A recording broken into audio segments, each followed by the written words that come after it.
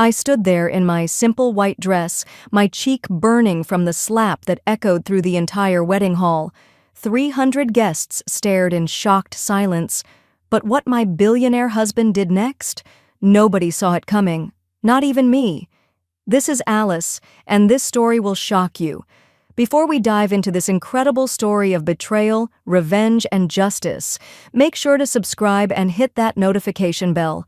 Trust me, you won't want to miss how this story unfolds. Now, let me take you back to the worst and best day of my life. My name is Alice, and I've always been the type of person who notices things others miss. As a forensic accountant for the government, I spend my days following paper trails and uncovering financial crimes. Numbers don't lie to me the way people sometimes do. I never imagined that my skills would one day save my own marriage. It started on a Tuesday morning in downtown Chicago. I was running late for work, juggling my laptop bag and case files when I collided with someone carrying 2 large coffees. Coffee went everywhere, staining his expensive shirt. "Oh, God, I'm so sorry." The voice was warm and genuinely apologetic. I looked up to see a tall man with kind brown eyes. "Are you hurt?" "I'm fine," I stammered, watching him carefully gather my scattered confidential files without peeking. "I'm sorry about your shirt." "Don't worry about it. I'm Jonathan, by the way. Jonathan Hamilton." "Alice," I replied, shaking his hand. That collision led to coffee, which led to lunch, then dinner, then 6 months of the most honest relationship I'd ever had. Jonathan was different. He listened when I talked about my work, asked thoughtful questions about financial crime investigation, and never made me feel too intense or focused. On our 3rd date, Jonathan sat me down with nervous energy. "Alice, I haven't been entirely upfront about what I do. I told you I work in business, which is true, but I'm actually the CEO of Hamilton Industries. We're a pretty large corporation, and that means I have considerable wealth." I stared at him, processing this information. Hamilton Industries was huge throughout Chicago. "Why didn't you tell me before?" "Because I wanted you to know me first, the real me. In my world, it's hard to know if people like you for who you are or what you can give them, but you split every check, won't let me pay for coffee, and like me for who I am, not what I have." His honesty and vulnerability was everything I'd wanted in a partner. "Your money doesn't change how I feel about you. If anything, it makes me respect you more for waiting to tell me. There's just one complication. My family can be difficult, especially my mother. She's very protective of our reputation and doesn't react well to people she sees as outsiders." I should have paid more attention to that warning. Patricia Hamilton was like walking into a freezer wearing summer clothes. She was elegantly dressed, perfectly composed, and radiated the kind of cold disapproval that could wilt flowers from across the room. "So you're Alice," she said when Jonathan brought me to the family estate for Sunday dinner. Her tone made my name sound like something distasteful she'd found on her shoe. "It's lovely to meet you, Mrs. Hamilton," I replied, extending my hand. She shook it briefly, her grip limp and dismissive. "Jonathan tells me you work for the government." The way she said government made it sound like I collected garbage. "I'm a forensic accountant. I investigate financial crimes." "How interesting." She turned to Jonathan. "Darling, why don't you show Alice the garden while I finish preparing dinner?" It was a dismissal, pure and simple, but Jonathan squeezed my hand and smiled. "Mom, Alice has some fascinating stories about her work. You should hear about the case she just closed where this charity was embezzling funds meant for veterans." Patricia's face went very still for just a moment. If I hadn't been trained to notice micro-expressions, I might have missed it. But there it was, a flicker of something that looked almost like fear before her composed mask slipped back into place. "How noble," she said finally. "I suppose someone has to do that sort of work." Dinner was a study in passive aggression.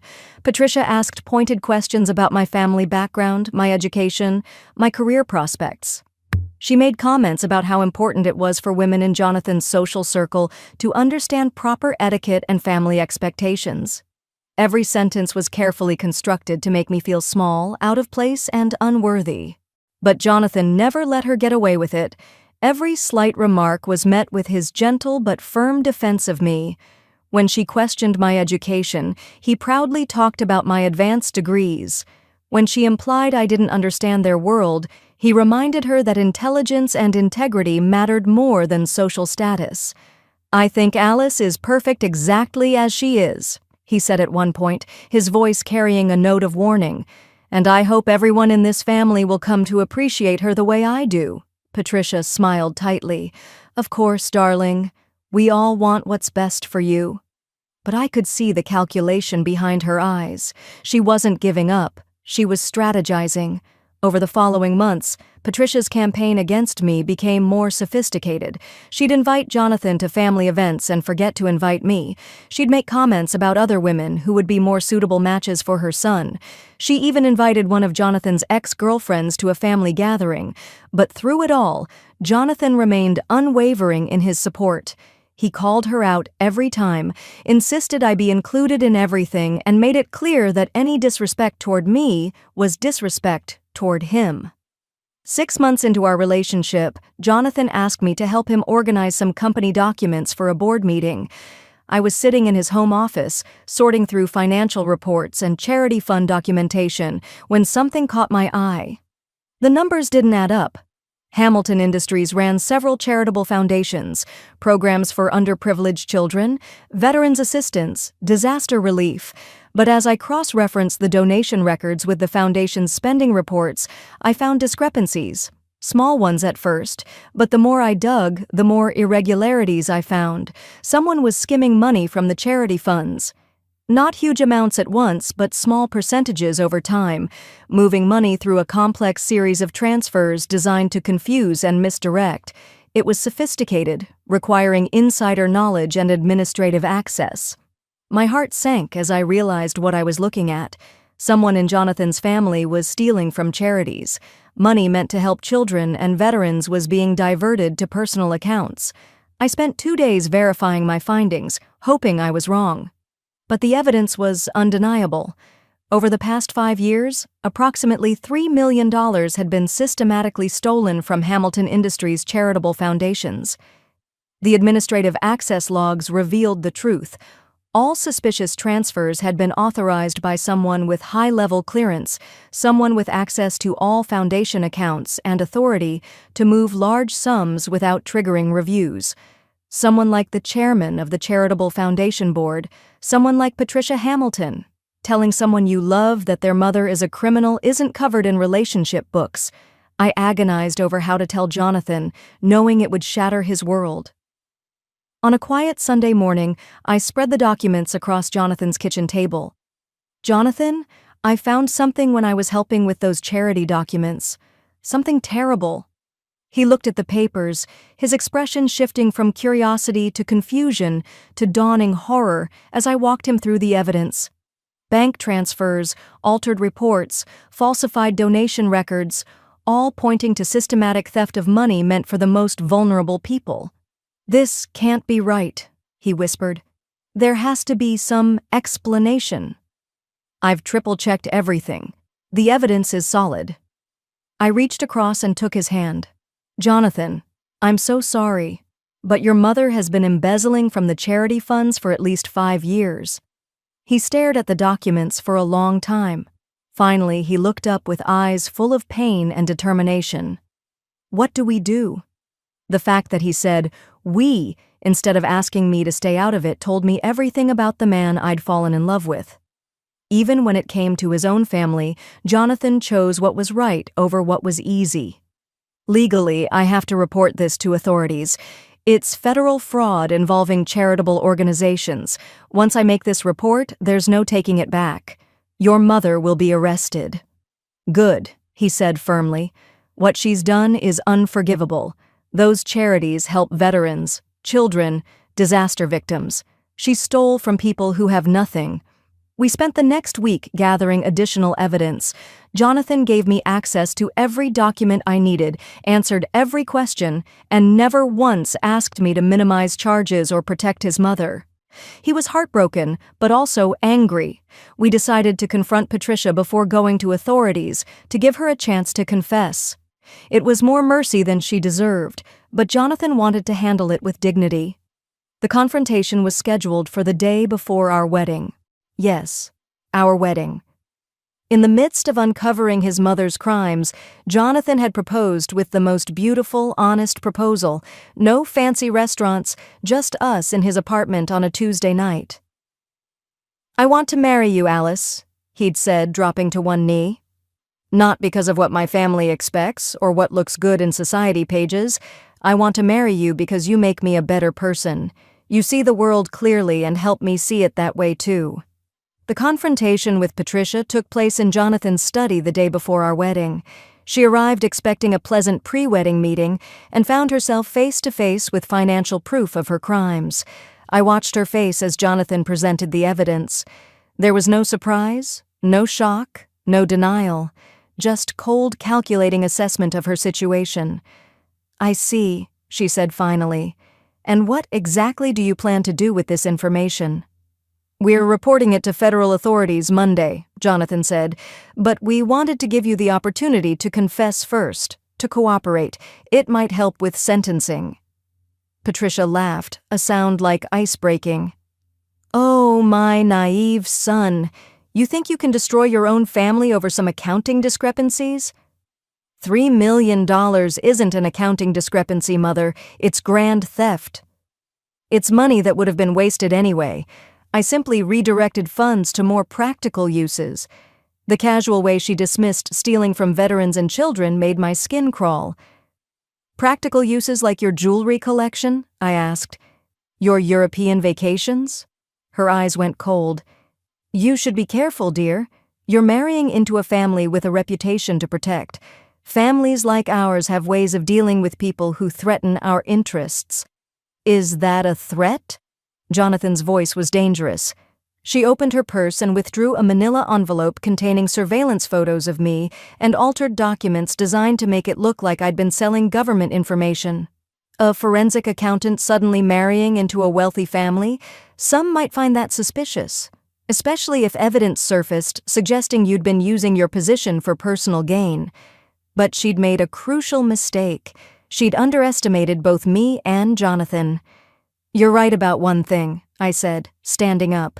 "I am smart enough to know these photos prove nothing and your fabricated documents wouldn't hold up under scrutiny, but mostly smart enough to know you just confessed to fraud and attempted blackmail." Her confident expression faltered. "What?" Jonathan stood beside me, pulling his phone out. "What Alice is telling you, Mother, is that we've been recording this entire conversation, your confession, your threats, your attempt to frame my wife, all documented." Patricia's face went white. "You can't use that. I'm your mother." "You stopped being my mother the moment you decided to steal from children and veterans," Jonathan said. "The moment you threatened the woman I love." She left with a final threat. "Tomorrow is your wedding day. It would be such a shame if something were to disrupt such a special occasion." We spent that evening making final preparations, not just for our wedding, but for the battle we knew was coming. The ceremony was perfect. Standing at the altar, looking into Jonathan's eyes as we exchanged vows, I felt complete peace. His vows were simple. "Alice, you've taught me that love isn't about what you can give someone. It's about choosing each other every day, especially on hard days. I choose you today and always." Mine were equally straightforward. "Jonathan, you've shown me that integrity means doing the right thing when it costs everything. I promise to stand by you through whatever comes next." The reception was held in a grand ballroom with 300 guests, politicians, business leaders, old money families. For the first hour, everything went smoothly. Then Patricia made her move. She stood during toasts, champagne glass in hand, tapping it for attention.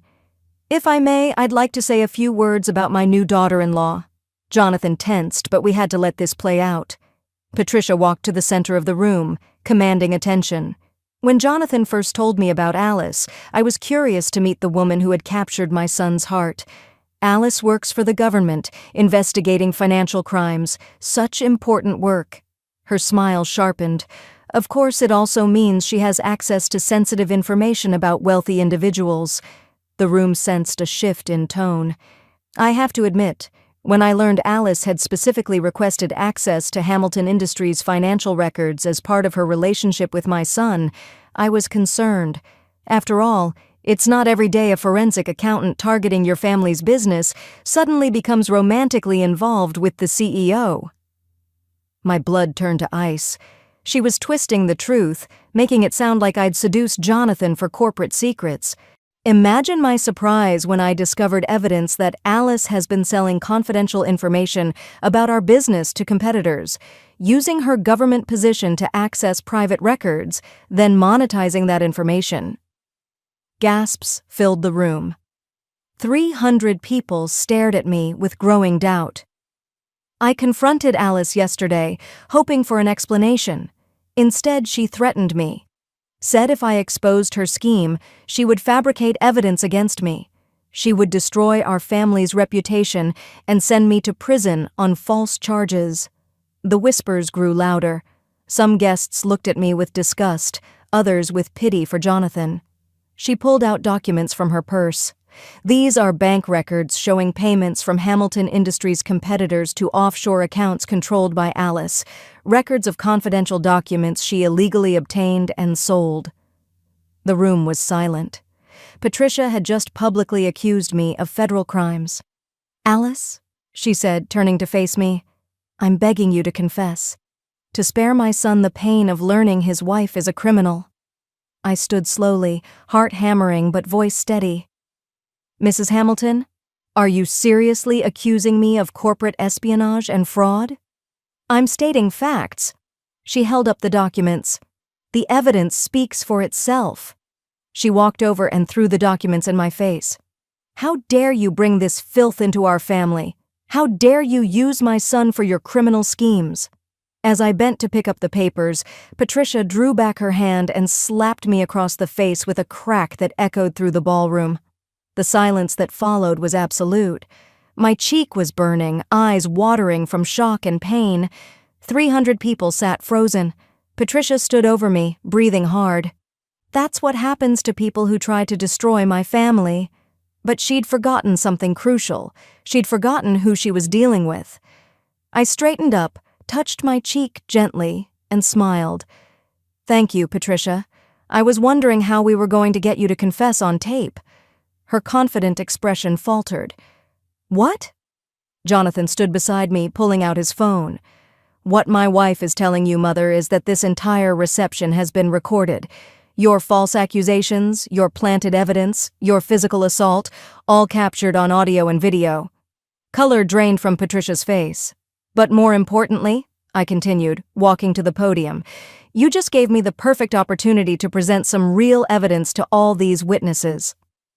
Hotel staff wheeled in a large screen and projector we'd arranged earlier. "Ladies and gentlemen, I'd like to show you what Mrs. Patricia Hamilton has actually been doing for the past 5 years. The first image on screen was a bank statement, Patricia Hamilton's personal account, showing a $50,000 deposit from Hamilton Industries Veterans Relief Fund. "This is one of dozens of similar transactions," I announced. "Over 5 years, Patricia Hamilton has systematically stolen approximately $3 million from Hamilton Industries' charitable foundations." Guests stared in shock at documentary evidence of financial crimes. "The money you donated to help homeless veterans? Patricia used it to buy jewelry. Funds meant for underprivileged children? They paid for her European vacations, disaster relief contributions? They're in her personal investment accounts." I clicked to the next slide, showing a complex web of transactions. She was clever. Small amounts moved through multiple accounts to hide the trail. But every transaction leaves a digital footprint, and I'm very good at following those. Patricia stood frozen. "This is fabricated," she stammered. "Actually, I'm not making this up." I addressed the room. "Everything you're seeing has been verified by federal investigators. The FBI has been building a case against Patricia Hamilton based on evidence I provided as a forensic accountant working with government prosecutors." The room erupted in shocked whispers. These people had donated to Hamilton charities for years. But that's not the worst part, I continued. Yesterday, when Jonathan and I confronted her, Patricia tried to blackmail me. She threatened to destroy my career and frame me for crimes I didn't commit unless I stayed silent about her theft. I showed the falsified documents Patricia had presented. These are fabricated bank records Patricia's attorney created to make it look like I was stealing money. She was prepared to send an innocent person to prison to cover her crimes. Jonathan stepped forward, his face controlled fury. And when that didn't work, she decided to publicly destroy Alice's reputation at our wedding. In front of all of you. The silence was deafening. I wasn't finished. There's one more thing. Patricia didn't just steal money. She targeted charities helping the most vulnerable members of society, veterans with PTSD, children in foster care, families who lost everything in disasters. The final image was a photograph of a veteran who had committed suicide after being denied treatment the Hamilton Veterans Fund was supposed to provide. This is James Rodriguez. He served 3 tours in Afghanistan, came home with severe PTSD, and applied to Hamilton Veterans Fund for treatment assistance. His application was denied due to insufficient funds. He took his own life 2 weeks later. I let that sink in. The money that could have saved James Rodriguez's life was used to purchase a painting hanging in Patricia Hamilton's dining room right now. The room exploded. Guests were shouting questions, demanding answers. Several were on phones, calling lawyers or journalists. But Patricia wasn't finished. "You're being manipulated," she screamed. "Can't you see what she's doing? She's trying to destroy our family." She spun to face me, composure shattered. "You think you're so smart, you little government nobody? You think you can destroy me?" She raised her hand to strike again, but Jonathan caught her wrist firmly. "Touch my wife again, and I'll have you arrested for assault right here, right now." "I'm your mother!" Patricia shrieked. "No!" Jonathan said, releasing her wrist. "My mother would never steal from veterans. My mother would never threaten innocent people. My mother would never raise her hand to the woman I love." His voice broke slightly. "I don't know who you are, but you're not my mother." That's when we heard the sirens. FBI agents entered the ballroom, professional and efficient. They'd been waiting outside, ready to move when we gave the signal. "Patricia Hamilton," Agent Martinez announced, "you're under arrest for embezzlement, fraud, money laundering, and conspiracy." As handcuffs clicked around Patricia's wrists, she looked around the room at 300 witnesses to her downfall. Her eyes settled on me, and for a moment, I saw something almost like respect.